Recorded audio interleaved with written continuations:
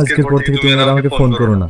হ্যাঁ, আমি যেটা বলছি ঠিকই বল। 20 কোটি 30 কোটি। ঠিক আছে, আপনি কাউকে বাইরে পাঠান। দেখেন দোকানের সামনে টোটোতে এক বস্তা টাকা আছে, কাউকে নিয়ে আসতে। হ্যাঁ, আমি পাগল হয়ে গেছি। ছেড়ে দে আমাকে। কাজে লেগে আসবো। 2 বছরের ছেলে তুই তো দাদি বলি। ঠিক আছে, আমার মান সম্মান সব তোমার হাতে। তোমার আমি অনুরোধ।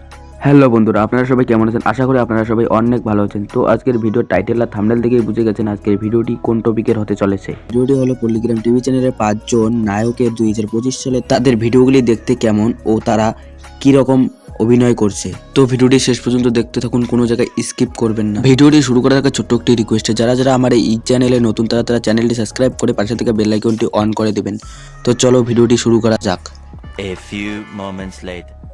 তো আমাদের লিস্টের 5 নম্বরে রয়েছে রোহন। চলো রোহনের ভিডিওগুলি দেখে আসা যাক।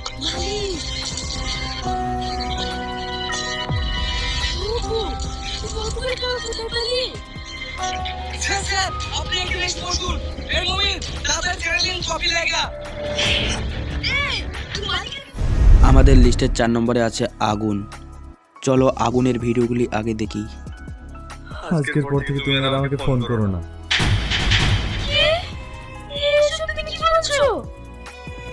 হ্যাঁ, আমি যেটা বলছি ঠিকই বলছি। আমাদের লিস্টের 3 নম্বরে আছে রিয়াজ। তো চলো রিয়াজের ভিডিওগুলি দেখা যাক। 20 কোটি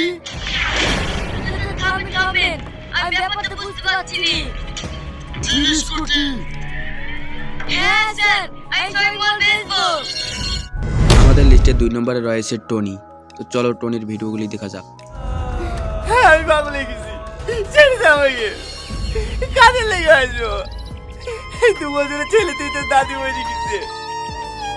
তবু আমি কি করিনি। আর সর্বশেষ 1 নম্বরে রয়েছে শফিক। তো চলো শফিকের ভিডিওগুলি দেখা যাক।